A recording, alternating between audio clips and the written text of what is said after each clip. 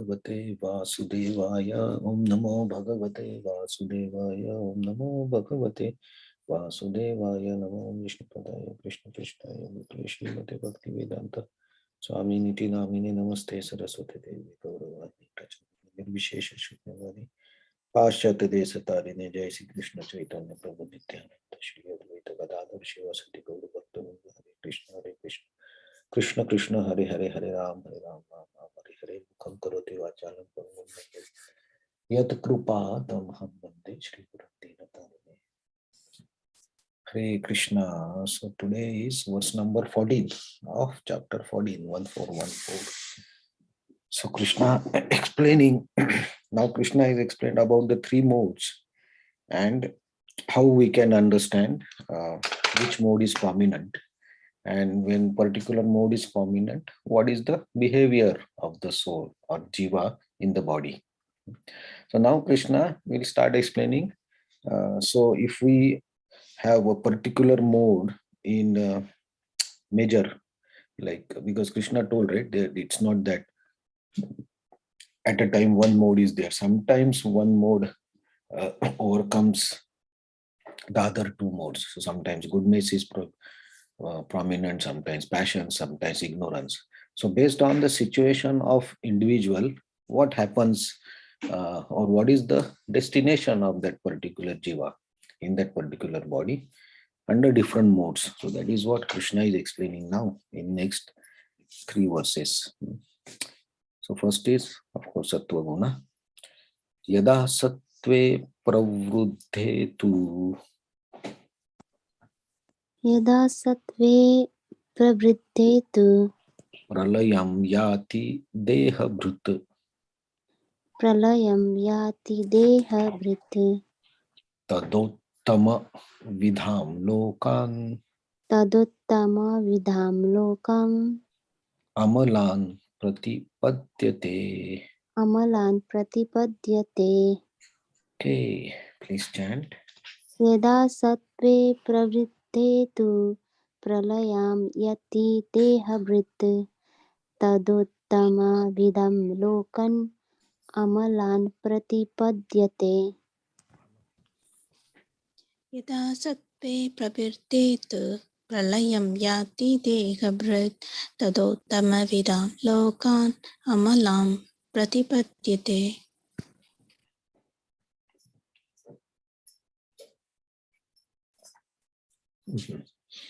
So, translation and purport. When one dies in the mode of goodness, he attains to the pure higher planets of great sages. Purport. One in mode of goodness attains higher planetary systems like Brahmaloka or Janaloka and there enjoys godly happiness. The word Amalan is significant. It means free from mode of passion and ignorance. There are impurities in the material world, but the mode of goodness is the purest form of existence in material world. There are different kinds of planets for different kinds of living entities. Those who die in the mode of goodness are elevated to the planets where great sages and great devotees live. So this is goodness. So goodness, what we see when can we know that goodness is there? When there is sense of happiness and knowledge. And by knowledge, we get happiness. So this is what is the destination of person who at the time of leaving the body is in goodness. That is explained here. So if we practice a life of goodness, then our major mode will be always goodness, and that's what will be at the end of our life also. It's not like that our life throughout the life we are in passion and ignorance, and suddenly at the end of life we will be in goodness. It will not happen like that. So the major a portion of our life, if it is in goodness, and then we leave the body, this is what the destination is. So this is the highest destination possible in the material world, Janaloka and Brahmaloka, the planets Janaloka or Brahmaloka, where Brahma lives. So that is the goodness, best possible guna in the material world. So they are the life, Brahma's life, we know, right? It's very, very long life. And because of the goodness, there is a lot of sense of happiness and peacefulness. And in that state, you have a long life like Brahma, because when you live with Brahma. So that is the destination of person in goodness. That is the topmost destination. So from that we understand like that to be in mode of goodness is also a very high achievement if we can be in mode of goodness throughout our life. And that is also requires lot of practice, not only in like reading Bhagavad Gita or Shastra, but the overall life, how we live, includes like what time we wake up, what time we sleep, what type of food we eat. So Krishna will explain all these details in the next chapters, how the food impacts our consciousness, how our lifestyle impacts. So if to develop a mode of goodness, we need to live in the mode of goodness, like including everything, our walking style, our talking style, the way we do the things, the way we study the Shastra, the way we eat, the time when we eat, everything is required to be in goodness. So goodness generally means knowledge. So it covers all the areas, like all the bodily nine holes. What is the best thing for everything? That is done in the mode of goodness. So, for example, the mode of goodness is prominent in the morning. So wake up early.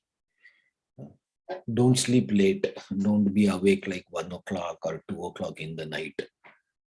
That is mode of ignorance. So the person in mode of goodness, he sleeps early, wakes up early.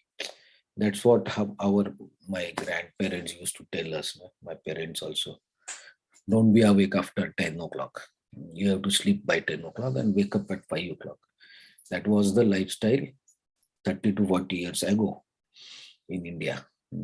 So the mode of goodness was prominent. And not only wake up and sleeping time, then what time you eat. So don't eat after the sunset is also mode of goodness. So we don't eat food in mode of passion or ignorance, which is prominent after the sunset. So nowadays, like in yoga, this yoga world, right? We say that, and Ayurvedic world also, don't eat after sunset. So you or eat 2 to 3 hours before you go to bed. All these concepts, right? These are the version of this mode of goodness. So then you can sleep well. So when your stomach is not heavy, you can sleep well. So in what you eat, very important. So to be in mode of goodness, we have to practice the lifestyle of goodness.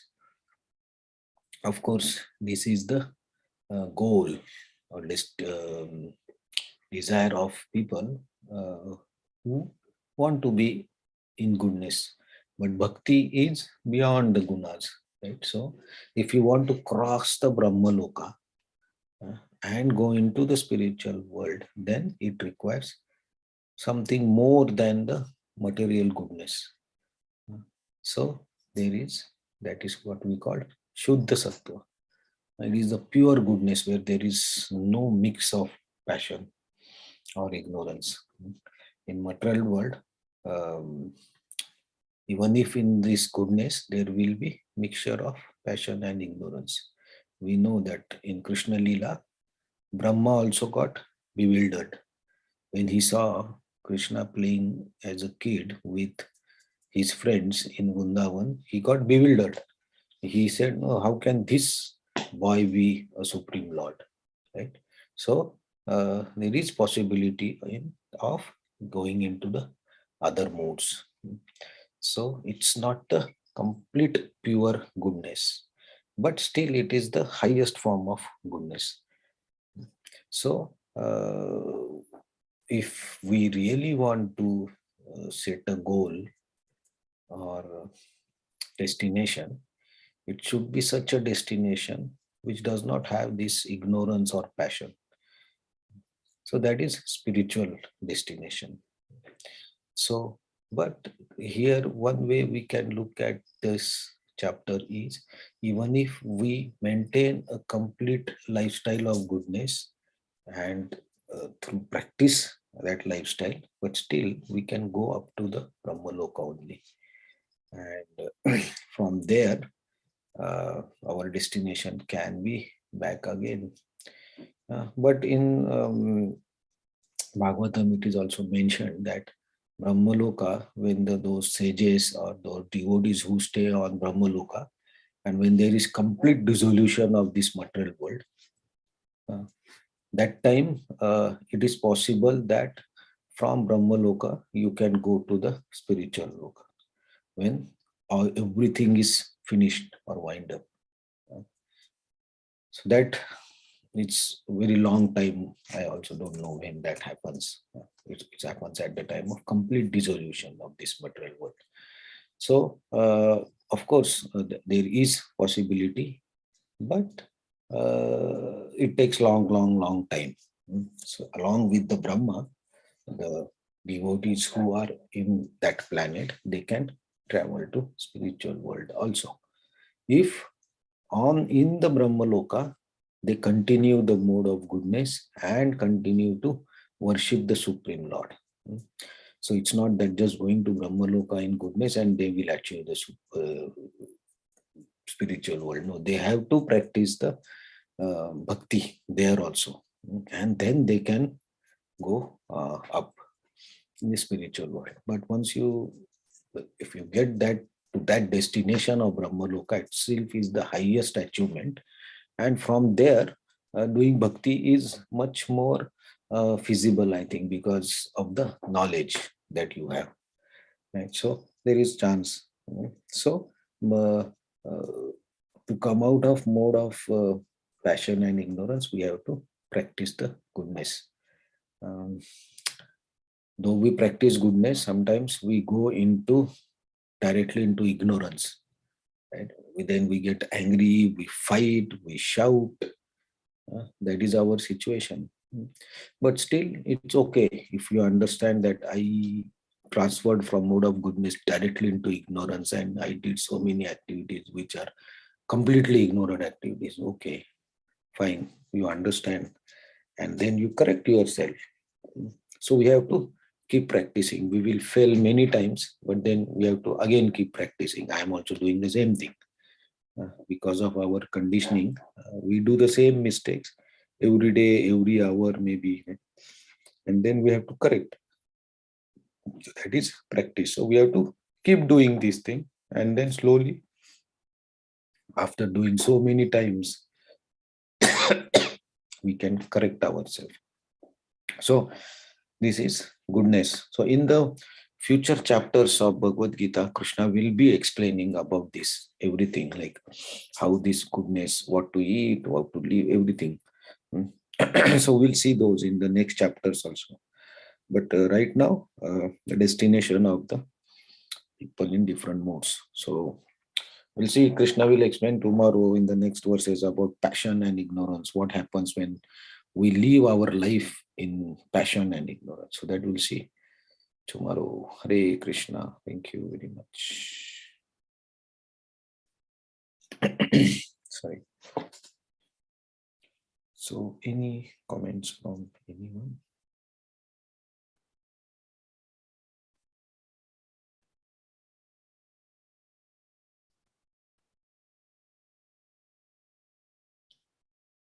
Okay. Hare Krishna. Thank you very much. See you tomorrow. Hare Krishna, thank you so much. Hare Krishna. Thank you. Thank you. Hare Krishna. Krishna. Thank you, Hare Krishna. Krishna. Thanks a lot. Hare Krishna. Thank you.